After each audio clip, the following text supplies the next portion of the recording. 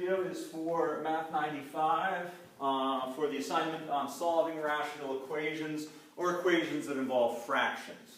Okay? So one thing I'd like to remind everybody of is that the fraction bar, if you have x over 7 equals 9, the fraction bar means divided by. X divided by 7. So if we want to cancel out the division, we need to multiply on both sides by 7. That cancels this out, and you get x equals 63. Okay? So let's jump right in and look at problem 2 in the same context. This says 3 is equal to 2 divided by y minus 1. So what we're going to do here to cancel out this dividing by y minus 1 is to multiply by y minus 1 on both sides. Okay, so there it is happening on both sides. And the whole point is to cancel these two out and leave us with what was in the numerator, 2. Over here, when we multiply 3 times y minus 1, we get 3y minus 3. And now it's just a simple equation we need to solve. Add the 3 over, 3y equals 5, and then divide on both sides by 3. Y is 5/3, or 1 2/3. Okay, so that's the basic idea here, is multiplying to undo the dividing that a fraction sets up. Okay, let's see here. Problem 4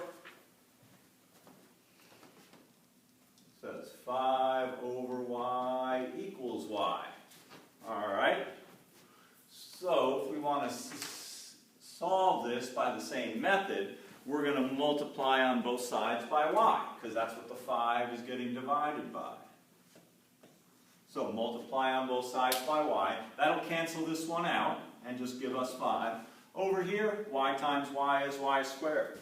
Now there's a variety of ways we can go about solving this equation right here, y squared equals 5. I think the easiest is to square root both sides. But remember, we're going to need both a positive and a negative square root for that 5.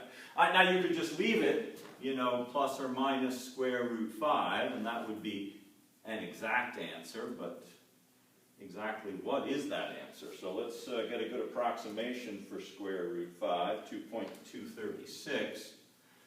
And there we go, plus or minus 2.236 approximately. Okay. Let's see here. Problem 6. Let's see what we've got here.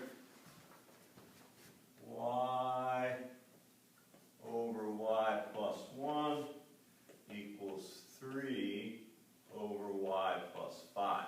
So the approach to solving a problem like this, where you've got two fractions set equal to each other, is generally what's called cross-multiplying. You say y times y plus 5 has to equal 3 times y plus 1. All right, well here's the steps that I'm skipping between this step and this step. Okay, so what happens is we start out y over y plus 1 equals 3 over y plus 5. So multiply on both sides by y plus 5. And there's our 3 equals y times y plus 5 over y plus 1. Then multiply on both sides by y plus 1. And there's our y times y plus 5 equals 3 times y plus 1. So you can skip these two extra steps, or you can do them if you'd like.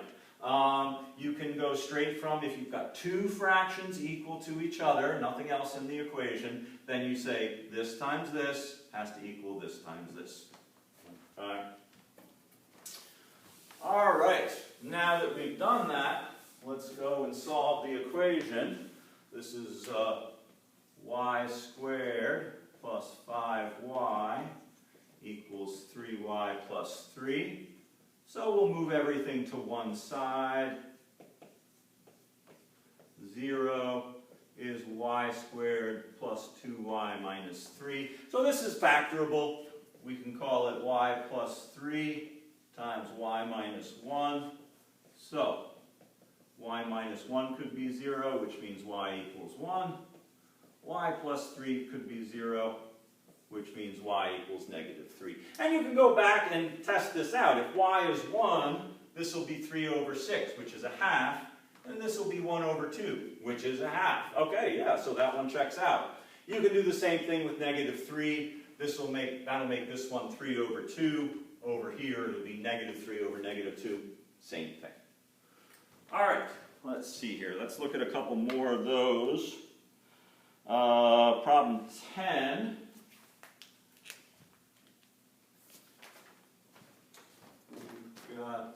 We start out 8 on top over 2y minus 3 equals 3 over y plus 7. Okay, so that means that 8 times y plus 7 equals 3 times 2y minus 3. All right, so 8y plus 56 equals 6y minus 9. So let's move the 6y over here and move the 56 over here. So this will be 2y on one side. And over here, what is that, negative 65 on the other side. So divide on both sides by 2, and y is going to be negative 32.5.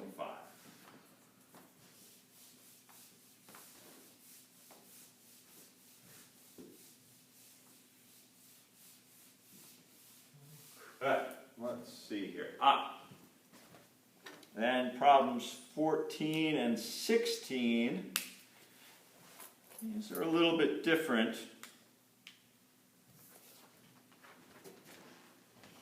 So problem 14, we start out x plus 10 over x equals 7.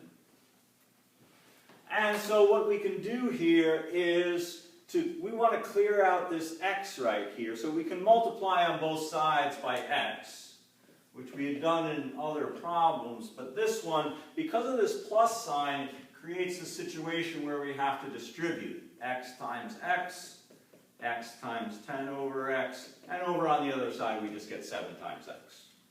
Okay? So there's the setup. Now what happens here is that these x's cancel.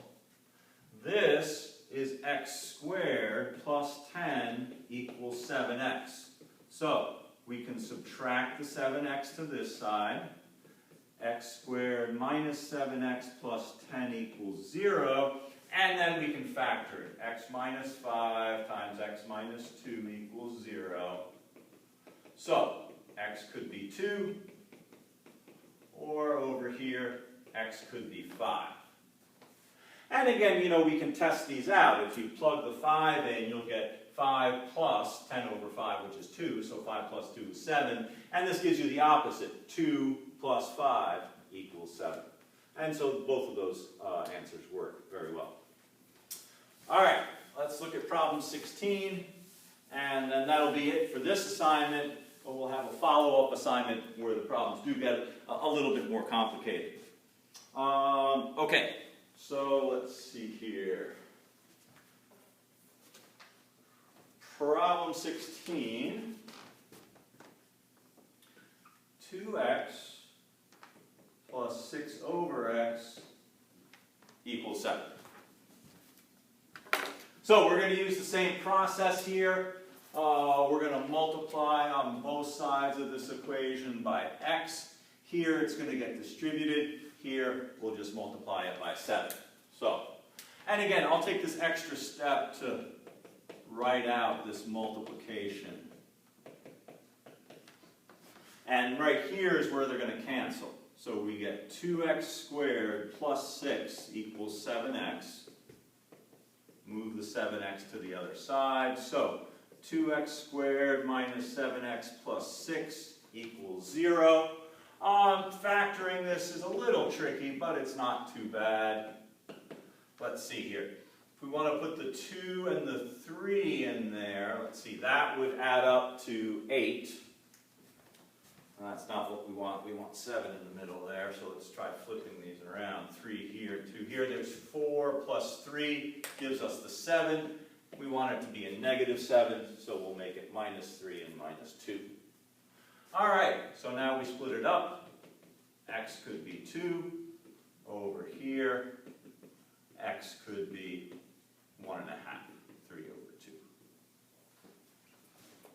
And you can see, if we plug the 2 in, that'll be 4, that'll be 3, that'll make 7. And we can do the same thing for the 3 over 2. 1.5 times 2 is 3. 6 divided by 1.5 is 4. 3 and 4 make 7. Okay, so like I said, this is an introductory assignment to solving equations that involve algebraic fractions. We'll have a follow-up assignment that works on these same ideas, but a little bit trickier. So, as always, if you have any questions about these, please let me know. Thanks.